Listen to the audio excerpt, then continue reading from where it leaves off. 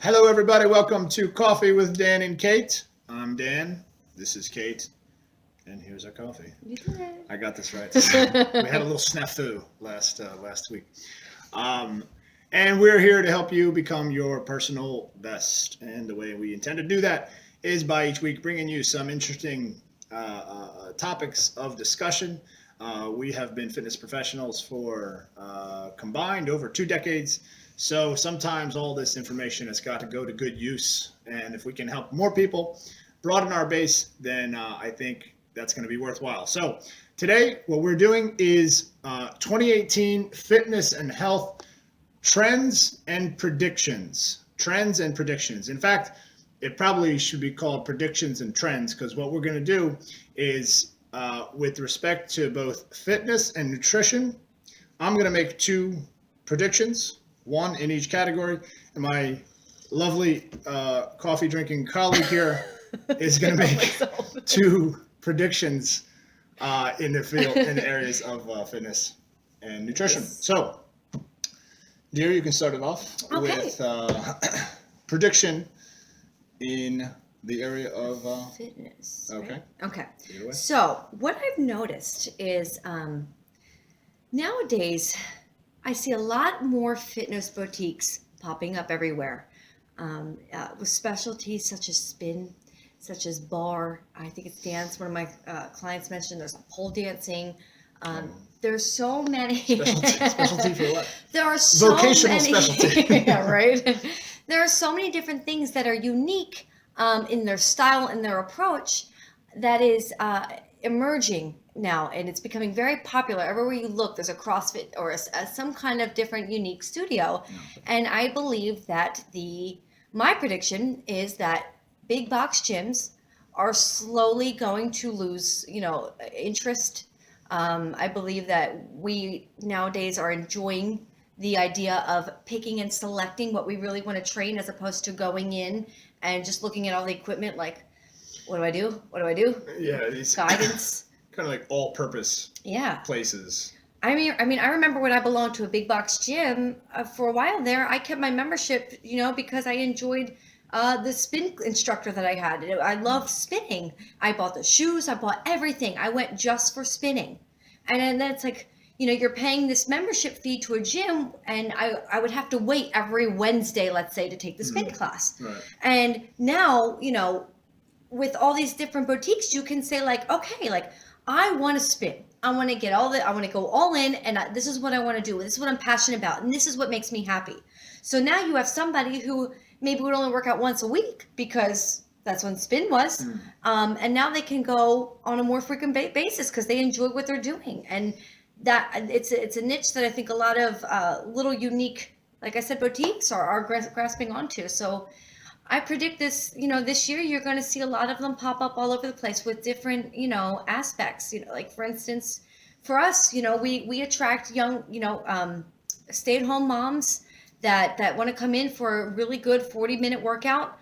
And it's different. Every workout is different, so they have fun. They don't have to go into the gym and say like, oh, I have to do this today. It's, you come in, you have smiling faces, high energy, and all you have to do is show up, and then we make the fun out of it. So that's what, all you have to do is show up to a place that you enjoy, and then fitness happens. It happens, and it's fun, as opposed to going into the big open space and looking at stuff and thinking, what am I going to do? Yeah, I think the all-purpose, like the idea of a gym is a good one. All right, guys, come on in for a nominal fee, $10, $20, $30. You have access to the equipment, and broken down to its simplest form, that's what you have. You have access to the treadmills, access to the weights, access to the machines. And the question is always, do you know how to use those pieces of equipment? If you do know how to use them, are you pushing yourself to actually produce results for yourself? Are you, going enough? So that model of just, hey, we're here, you have access to a gym, not servicing any very one particular need. And I think because what you're seeing is there's some maturity with fitness where, I mean, if you, it's really kind of interesting actually. Like in the 80s, this was like just like a small obscure thing. Maybe you knew like a distant cousin who was like really into working out. And that meant like aerobics and maybe some light weight training. And like, well, that's just like not the case anymore, No. right? So now you're seeing a lot of specialization, niche markets emerging. Um, and yeah, gyms. I mean, I think the biggest challenge is that there's just so much of, and I don't know who hasn't done this, where you just make your monthly contribution, charitable contribution to the gym you go to, right? If it's $10 a month, if it's 20, $30 a month, where you're going, excuse me, you're not going. Well, that's the very point. You're not going. You're not going.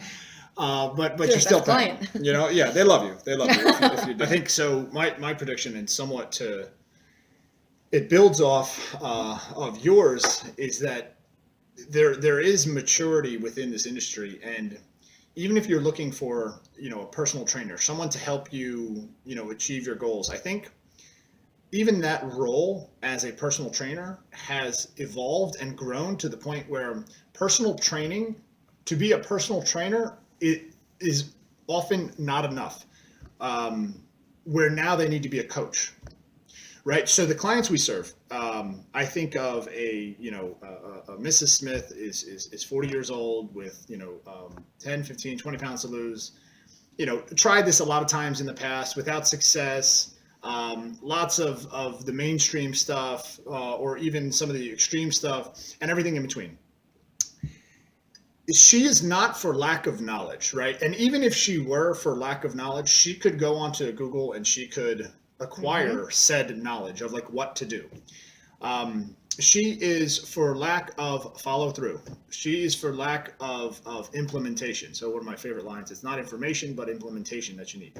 So what I think of the prediction that I'm making is that there is an increasing need for better quality coaches who can communicate and articulate how you go from here to there in your fitness goals, how you traverse that gap, how you narrow that gap, addressing some of the mental, emotional challenges that you're bound to face. No, that's a great point, because I hear a lot of people that come into our studio and they say, I know what to do, I just don't know how to get started. Help me. And it's like, that's exactly what we need to do as coaches. And I find all the time is a lot of times it's really not about the training aspect, because you come in the door and we help you through that. But it's more of like, how do I get you to consistently come in the door? How do we get you to consistently, work towards becoming, healthier, fitter, and so forth? Yeah, that client I mentioned, she knows how to squat. She knows how to do an overhead press. She is like familiar with rows. She's familiar with HIIT training, I surmise.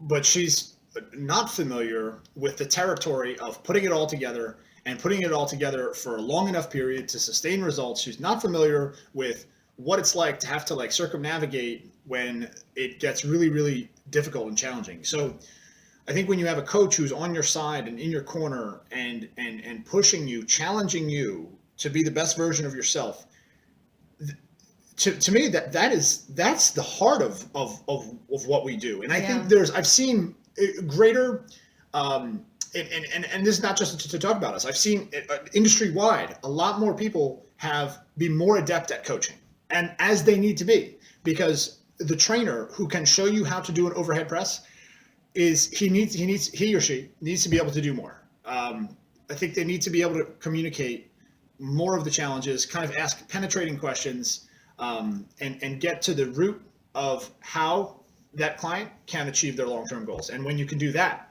that's you've answered the core problem, the core problem of why a client is there. I think you're going to see a lot of people, a lot of trainers up the game with degree of professionalism, with degree of and we're not like, rolling out the long brown couches or anything like that, right? Yeah. We still stay within our bounds. But as far as some of those other skills that are required, that's what I think. That's what I think is emerging and growing. So, Kate? The trend I would like to go over dealing with nutrition is the consumption of proteins. And the two proteins I'm going to focus on today is whey versus plant-based protein. And to briefly review, whey protein is it's not a chemical. It's nothing that's just like compound or throw together. It's a byproduct of cheese. You know what? Where are you going? Coffee with Kate and Dan only works with Kate. Well, I want to show something too. So protein is a very safe, whey protein is a very safe ingredient to ingest. I want to show you this. This is Similac formula. I have 4-month-old twins. You guys know about that, and we feed them here. So I want you to take a look at the second. We do feed them here. We do the second ingredient listed there. You see whey protein concentrate. Okay, so if whey protein is in baby formula, it certainly is safe for adults. And it's safe. It's a byproduct of cheese, so it's you can certainly consume whey and not feel bad about it. Look, full disclosure, sometimes when I'm out of my protein, like just I'm just saying sometimes when I run out and I see like that there's like a little bit left here, like I'll get down on that and to because sometimes like I feel like I'm missing out on opportunities, so like I'll put it in like the baby formula and also put the lid on, and I'll just take it like right out of the bottle like that because like I want to be like a baby sometimes. So I just thought I'd put that out there. Continue, please. I have 3 boys. Yes. 3 boys. So yeah, and on the other side you have plant-based protein, which is made up of vegetables. And one big thing to point out about plant-based protein is that it doesn't have the complete amino acids that the whey does. The closest thing you have is pea protein, but it still lacks the complete amino acids. And this is when I turn it over to Dan because he's very good with the science about this stuff. Yeah, so amino acids are the building blocks of protein, right? It's like kind of, and of course, protein being the very the bricks of your house, of your body, right? It builds up in your connective tissue, your muscle, your bone, your hair, your skin. It's really very much the foundation for a lot of what literally physically makes up your body. So amino acids are going a little bit granular, are what make up protein. So for an amino acid to be complete, it needs all 9 essential amino acids, or a complete amino acid profile. There are 20 total. Plant-based proteins, not all of them, lack some of the essential amino acids. Therefore, they need to be combined. So if you've ever come across something that says, oh, you should combine this food with that, typically something like legumes with grains make a complete protein, right? Peas and rice, okay, beans and rice, right? You complete me, right? that's how that works. Arroz con frijoles, if we have any Spanish speaking listeners. I love Spanish. So you want to you want to just be aware of that. I'm not knocking plant-based proteins. You can certainly use that as a source, but you should be aware that you want to find complementary sources of food to make it a complete protein, so that you are getting all an equivalent amount of an amino acid profile for all the hard work that you're doing in the gym and outside. Yeah. So thank you, Dan. My pleasure. He is my science guy. So oddly enough, so obviously you're talking about the trend is of supplemental proteins, plant-based or whey, and I 100% think those are should be in everybody's arsenal in the way of using it as a post-workout or a pre-workout or something like that. My prediction that I'm going to make for 2018 with respect to nutrition is a return to food, right? And this is not going against, and I'll explain why. This is not going against everything she just said, because but a return to food, right? And let me explain what I mean by that and give you some evidence for that. So I think there is a great need for convenience with respect to eating. There's no question about that, right? Everybody values their time highly. Mm-hmm. And there are any number of solutions that provide convenience. McDonald's is wildly convenient. Drive-through is insanely convenient. But of course, it's at what cost, right? People are not willing to totally sacrifice their health for convenience. So there's this kind of ebb and flow, this balance. How much are you willing to trade off one for the other? Sure. And I think there's been this movement towards like total convenience, but at the compromise of some health. You're looking at, foods, boxed, brought to you or purchased, pop it in the microwave, 45 seconds, things that are, total nutrition solutions in a box. Open it, eat it, call it a day. Like plated, you're talking about those things? No, actually, those I think are evidence for the return to food, because things like plated, things like Blue Apron, Premium Prep, these guys, they're all now bringing you food, right? You get like a box of ingredients that you actually cook. So if you have like an onion, like that's just an onion, right? Like that, put that in with all the rest of the food, actual food that you have. Because I think that's one of the growth of all of those companies, and there are a lot of them now, is I think evidence for that there's a return to food. That yes, you still need to be convenient, but they're not willing to sacrifice that much health. Another piece of compelling evidence that suggests there's a return to food is the decline of a lot of that which is non-food, right? So I think about some of the multi-level marketing. If it's like Isogenics, like your meal in a bag, could like Avocare, Herbalife, like Arbonne, all these guys that it's like, just take these food products and that will be sufficient. And I know, like, generally speaking, a lot of those are in decline with respect to memberships, revenues, stuff like that. So those two competing factors. How about the fact that Giant food store, right? What area did they expand? Their Whole Foods section.